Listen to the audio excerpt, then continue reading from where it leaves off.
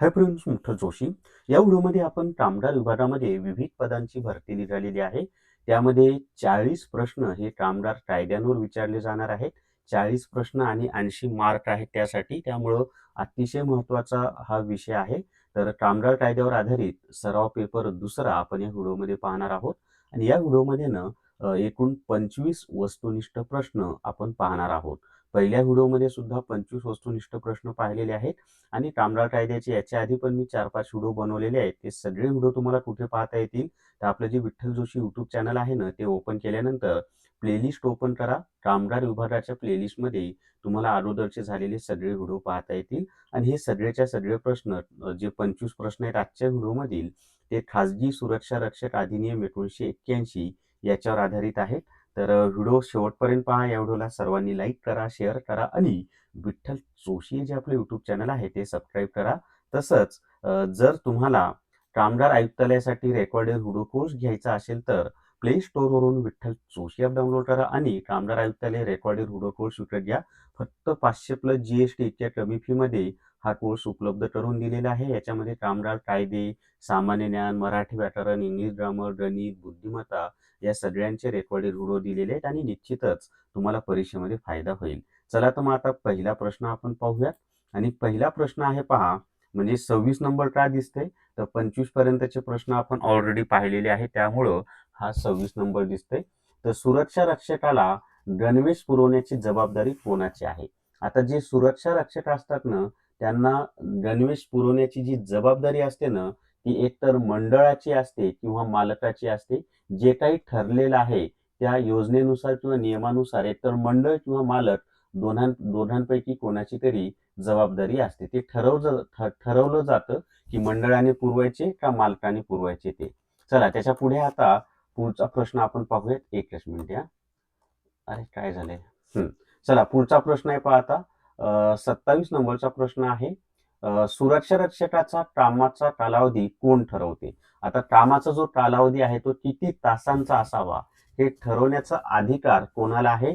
तर तो मंडळाच्या नियमानुसार आणि कामगार कायद्यानुसार सुरक्षा रक्षकाचे कामाचे तास ठरवले जातात. कारण हा जो खाजगी सुरक्षा रक्षक अधिनियम आहे तो करण्याचा हेतूच हा होता की अगोदरनं सुरक्षा रक्षकाकडून कितीही काम करून घेतलं जायचं, मग त्याच्यावर कुठेतरी नियंत्रण यावं, त्यांची पिळवणूक थांबावी म्हणूनच हा कायदा झालेला आहे पहा.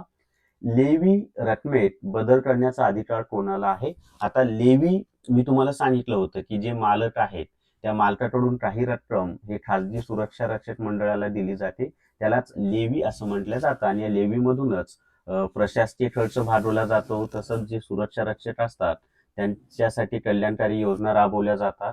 तर लेवीच्या रकमेत बदल करण्याचा अधिकार हा कोणाला असतो? तर राज्य सरकारला असतो. कारण हे मंडळावर पूर्णपणे नियंत्रण हे राज्य सरकारचं असतं, म्हणून लेवीच्या रकमेत बदल करण्याचा अधिकार सुद्धा राज्य सरकारला असतो. मंडळाच्या निर्णयाविरुद्ध अपील कुठे करता येते? तर मंडळानं जो काही निर्णय दिलेला आहे तो जर मान्य नसेल तर त्याच्या विरुद्ध अपील करण्याचा अधिकार हा राज्य सरकारकडे विविध प्राधिकाऱ्याकडे, म्हणजे राज्य सरकारनं जे काही प्राधिकारी नेमलेला आहे त्याच्याकडे तुम्ही तो अपील करू शकता. त्याच्या पुढे पहा आता, शिस्तभंग केल्यास सुरक्षा रक्षकावर कारवाई कोण करू शकते? आता शिस्तभंग जर केली तर सुरक्षा रक्षकावर कारवाई करण्याचा अधिकार कुणाला आहे? तर जे सुरक्षा रक्षक मंडळ आहे त्या मंडळाला आहे. सुरक्षा रक्षक मंडळ त्याच्यावर कारवाई करू शकतो. आणि शिस्तभंग म्हणजे काय? तर जे काही त्यांनी ज्या पद्धतीनं वागायला पाहिजे तसा वागला नाही, बेकायदेशीर कृत्य केलं तर त्यालाच आपण शिस्तभंग असं म्हणतो. सुरक्षा रक्षकाला मिळणाऱ्या सुट्ट्या कोणत्या कायद्यानुसार असतात? आता सुरक्षा रक्षकाला म्हणजे त्यांच्या ज्या हक्काच्या वर्षाच्या 8 रजा असतात अचानकपणे लागणाऱ्या, त्या भेटत असतात. अर्जित रजा भेटत असतात. तर ह्या मिळणाऱ्या सुट्ट्या कोणत्या कायद्यानुसार मिळत असतात? तर मंडळाची योजना आणि संबंधित कामगार कायदे. तर कामगारांच्या सुट्ट्यांच्या संदर्भात कायदे आहेत त्यानुसार पण मिळतात आणि मंडळानं जे काही नियम केलेले आहेत त्या नियमानुसार सुद्धा त्यांना सुट्ट्या मिळत असतात. अधिनियमाच्या कलम 19 मध्ये कशाची तरतूद आहे? तर अधिनियमाचा जो कलम 19 आहे ना त्याच्यामध्ये सुरक्षा रक्षकांची नुकसान भरपाई याची तरतूद आहे. कशाची तरतूद आहे? तर सुरक्षा रक्षकांची नुकसान भरपाई याची तरतूद त्यामध्ये दिलेली आहे. चला त्याच्या पुढचा प्रश्न पाहूयात आपण आता. पुढचा प्रश्न आहे पहा,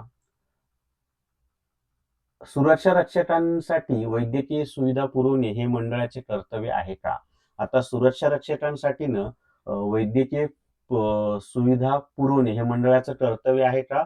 तर हो, हे मंडळाचं कर्तव्य आहे आणि ज्या कल्याणकारी योजना आहेत, त्या कल्याणकारी योजना म्हणजे जे खाजगी सुरक्षा रक्षक असतात, त्यांच्या मुलांच्या शिक्षणाची व्यवस्था करणे, हे सुरक्षा रक्षक जर समजा आजारी पडले, तर त्यांच्या दवाखान्याचा खर्च करणे, तर अशा कल्याणकारी योजना याच्यातून पी-एफ आहे. तर ह्या कल्याणकारी योजना राबवल्या जातात. तर बी हे त्याचं उत्तर आहे, की सुरक्षा रक्षकांसाठी वैद्यकीय सुविधा पुरवणे हे मंडळाचं कर्तव्य आहे. कामगार काम रोग म्हणजे ऑक्युपेशनल डिसीज झाल्यास सुरक्षा रक्षकाला मदत मिळते का? तर हो, या कायद्यातील तरतुदीनुसार सुरक्षा रक्षकाला मदत दिली जाते. त्यासाठी तर हे कायदे केलेले आहेत ना, की सुरक्षा रक्षकाला पूर्णपणे संरक्षण मिळावं त्याला. तर बी हे त्याचं उत्तर आहे. सुरक्षा रक्षक मंडळाचा हिशोब तपासणी कोण करते? तर सुरक्षा रक्षक मंडळाचा जो हिशोब तपासणी आहे ना, ते कोण करत असतं? तर राज्य सरकारने नियुक्त केलेले लेखा परीक्षक हे सुरक्षा रक्षक मंडळाचा हिशोब तपासणी करण्याचं काम करत असतात. अजूनही आपल्याला 15 प्रश्न पाहायचे आहेत मित्रांनो. पण जर तुम्हाला फक्त कामगार कायद्याचाच रेकॉर्डेड व्हिडिओ कोर्स पाहिजे असेल, तर प्ले स्टोअरवरून विठ्ठल जोशी ॲप डाउनलोड करा आणि कामगार कायदे रेकॉर्डेड व्हिडिओ कोर्स विकत घ्या. फक्त 300 प्लस GST मध्ये हा कोर्स आहे. याच्यामध्ये फक्त कामगार कायद्याशी संबंधित रेकॉर्डेड व्हिडिओ आणि कामगार कायद्याचं ई-बुक दिलेलं आहे आणि 80 गुणांची याच्यातून तुमची तयारी होणार आहे. म्हणजे फक्त कामगार कायद्याचेच व्हिडिओ पाहिजे असतील तर हा 300 प्लस GSTचा कोर्स आहे आणि संपूर्ण सिलेबस असलेला रेकॉर्डेड व्हिडिओ कोर्स पाहिजे असेल तर हा आपला कामगार आयुक्तालय रेकॉर्डेड व्हिडिओ कोर्स आहे. तुम्हाला जो आवश्यक वाटेल तो तुम्ही घेऊ शकता. चला त्याच्या पुढचा प्रश्न आहे आता 36 नंबरचा प्रश्न आता तुम्हाला स्क्रीनवर दिसेल पहा. पुढचा प्रश्न आहे की नोंदणी न केलेल्या एजन्सीकडून सुरक्षा रक्षक घेणे हा गुन्हा आहे का?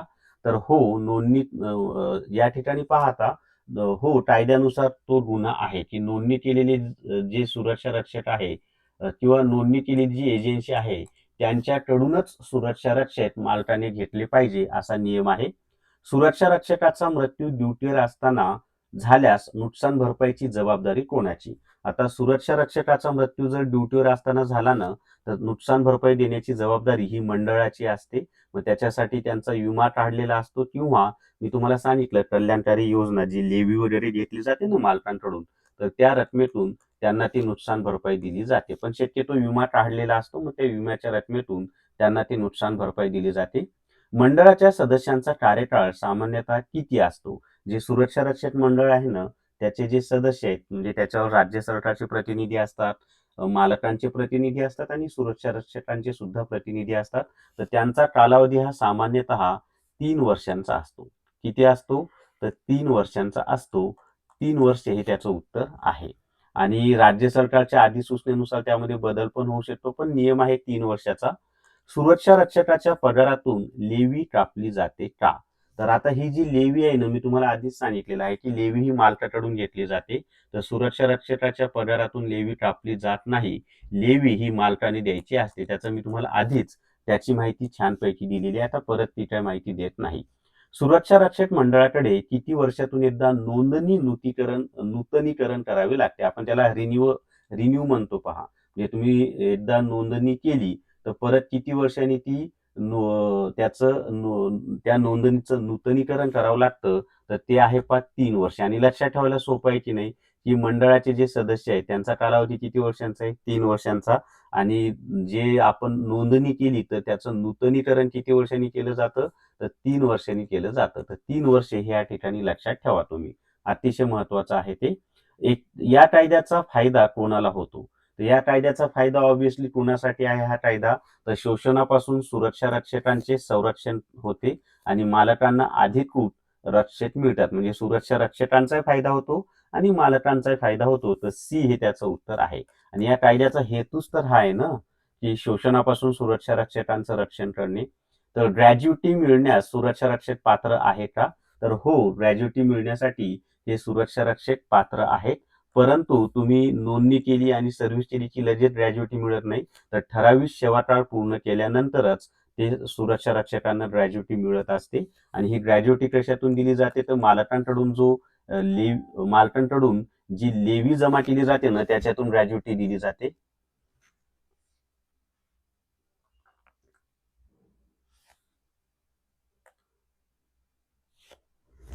त्याच्या पुढे पहा आता, पुढचा प्रश्न आहे, पुढे मंडळाच्या अध्यक्षाला पदावरून कोण दूर करू शकतो? आता मंडळाचा जो अध्यक्ष आहे त्याला पदावरून जर दूर करायचा असेल तर त्याचा अधिकार कोणाला आहे?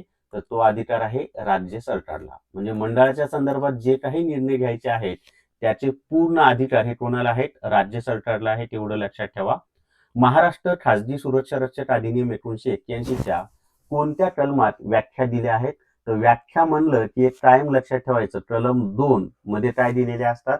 व्याख्या दिलेल्या असतात. हे कायम लक्षात ठेवा, कारण भरपूर परीक्षांना याच्यावर प्रश्न विचारला जातो. कोणताही कायदा असू द्या, व्याख्यांची माहिती ही कलम 2 मध्येच दिलेली असते.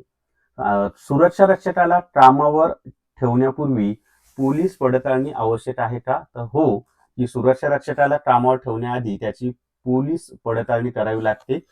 तर त्याचं चारित्र्य कसं आहे, वर्तन कसं आहे, त्याने काही गंभीर गुन्हे केलेले आहेत का, हे माहिती असणं आवश्यक आहे. आणि एखादा जर गुन्हेगारच सुरक्षा रक्षक म्हणून गेला तर त्या मालकाची वाटच लागेल ना, त्यामुळं ते पडताळणी करावी लागते.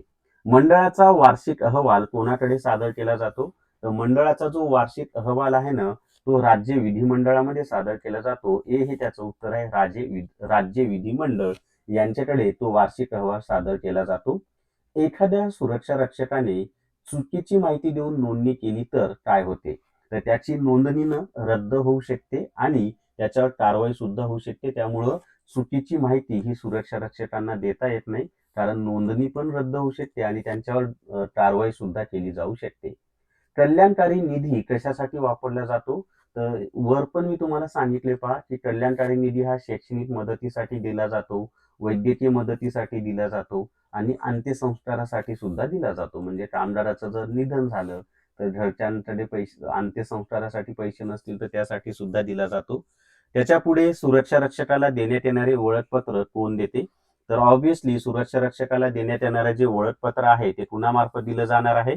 सुरक्षा रक्षक मंडळ यांच्या मार्फत ते दिलं जातं.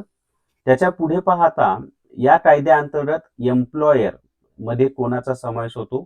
तर एम्प्लॉयर मध्ये कोणाचा समावेश होतो माहिती आहे का? एखादी व्यक्ती असेल, म्हणजे मालक म्हणून एकच व्यक्ती असेल तर तिचा समावेश होतो.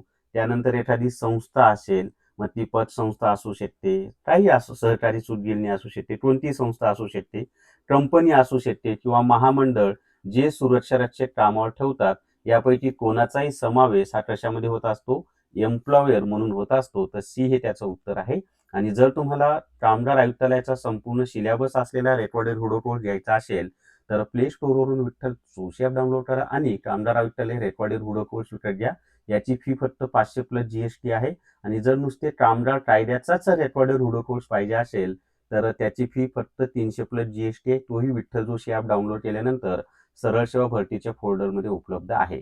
तर या व्हिडिओमध्ये एवढीच माहिती. एवढ्याला सर्वांनी लाईक करा, शेअर करा आणि विठ्ठल जोशी जे आपलं युट्यूब चॅनल आहे ते सबस्क्राईब करा. थांबूयात. धन्यवाद.